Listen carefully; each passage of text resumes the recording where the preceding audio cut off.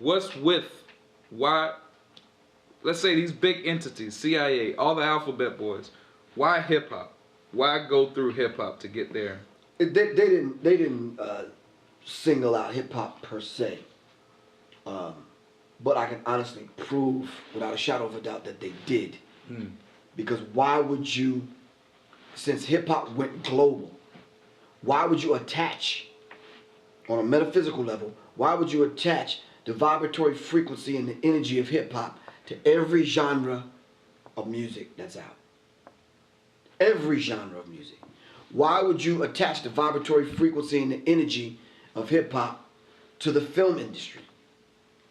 Why would you have to use hip hop to sell your sneakers, your Cadillac, your cough drop, your headache medicine, your whatever? Now anything, pizza, so anything. We can honestly say they did target hip hop, and they're using hip hop.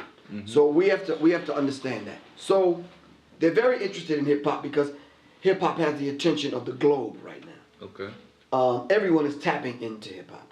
Everyone is making hip hop a part of their mechanism that they're going to use to sell a product, to draw attention, whatever.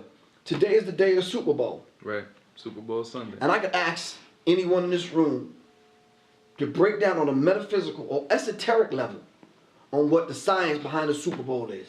And I guarantee you probably one person in this room probably would have an idea. Maybe a little idea.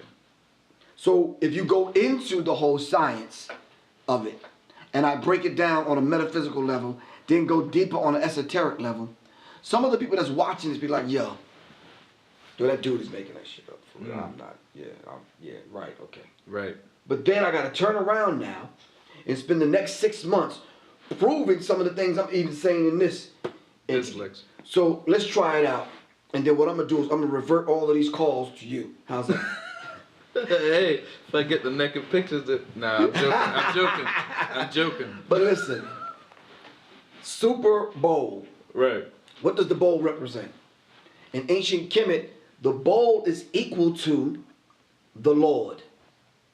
Okay. If you look at hieroglyphs and glyphs on the pyramid text, all right, carved 5 inches deep in the pyramid walls, and study Ashwa Kwesi's work, you will know that the bowl equals the Lord. Okay. All right? Okay. So if the bowl equals the Lord, what does the Super Bowl? Super Lord. You understand what I'm saying? Right. So we have to understand that. All right. So if we're taking that energy and we're summing up all of that energy, let's look at some of the signs and symbols centered around the worship now and all the money and energy they're putting into the Super Bowl. All right? This symbol right here. Mm-hmm. Who does this? The referee, right? Referee. Every time you score. Keep these things in mind because, see, these are the signs and symbols that if you don't break it down and get people to understand, if you just saying, yo, the Super Bowl is dealing with the Lord and the signs and symbols mean this, whatever, and you run through it real quick, the people are going to get lost. So in ancient Kemet, this is called the Ka. All right? Mm-hmm. This is called the Ka. Now let's keep that in mind. What is the Ka? The Ka is the rising up of the energy. Okay. The rising of the spirit. All right? Now with just that two examples, how could you connect the two? The Lord, all right, the resurrection, the rising up of the energy. All right, the Messiah returning. You could tie it all in. The raising up of the Ka, the energy, the spirit. So on a metaphysical level, everyone in this room has 7 chakras, 7 energy centers, which sit behind the major organs. So when that Kundalini energy rises at the base of the spine, it taps into the pituitary gland or the pineal gland, thus raising your energy level. So that when they score, people get excited, energy level goes up, and you throw up the Ka. It's the same thing this morning in church. Grandma gets excited because of the Lord, and she throws up her hands like this. Right. It's the rising up of the Ka. It's really simple. Right. It's rituals.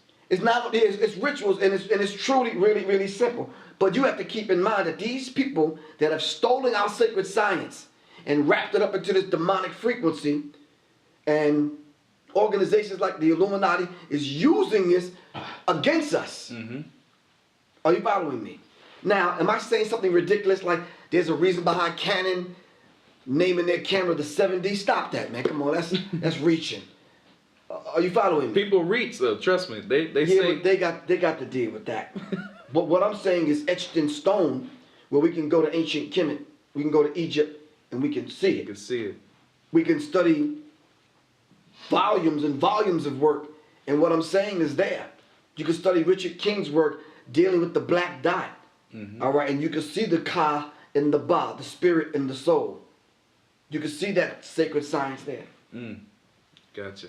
I'm following you 100%. So I got to get into some of these. We're still focusing on hip hop. We're still focusing on the music industry.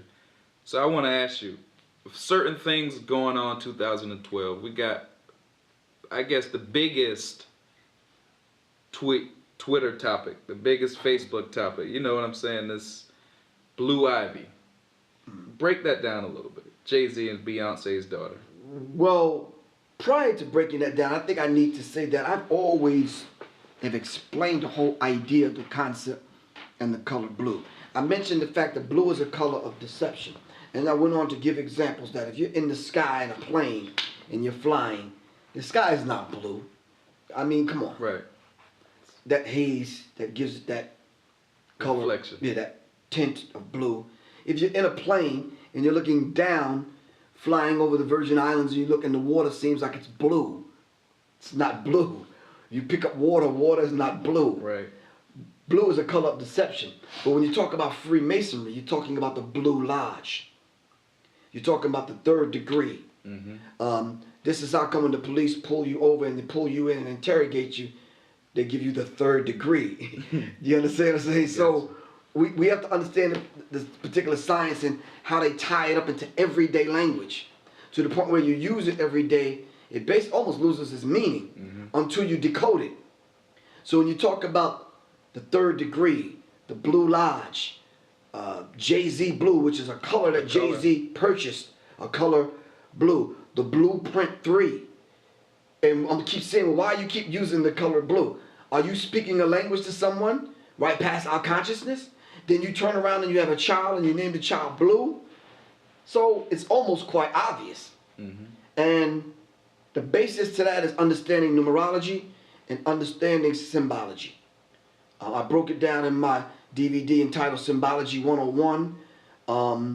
I broke it down here in the book, Psychological Covert War on Hip Hop. And we have to understand something, that letters combined together with other letters make words. Words put together make sentences. Sentences make paragraphs to complete thoughts. The same it is with numbers. But we don't view numbers as a language. Right. Numbers, when you talk about binary code, you talk about ones and zeros, and you talk about a language. See, a mathematician will sit here and tell you that, yes, there's a language and you use numbers. Numerology is a language. It speaks volumes. And then, most of all, we have nonverbal communication. Hand signals. Not only hand signals, but the way you position your body, the way you may fold your arms. Even what you're doing right now is sending a signal to someone. They Let me change that. we may look at it, and we may do these things on the subconscious. Right. You understand what I'm saying? I'm not down with nobody, boy. So we have to understand these things, but until you decode it, it won't mean anything. You can look at some of the images, you know, in here, and you may look at it like, okay, for example, you remember a minute ago people was wearing the skull and bones? Skull and crossbones? That was cool. That was cool, but what does it mean now? So then when you decode it, you're starting to talk about skull and bones, New Haven, Connecticut, the city of the 9 squares. Then what is a square? It ties into the binary code, the ones and zeros. What is the ones and zeros? That's the code that they use to program computers. But the 1010 is actually District of Columbia, laid out in the 1010. And I used to give homework assignments, and I used to say, listen, if you don't believe me, why is every watch ad, the time is always 1010? I've checked it out. It is. So we have to understand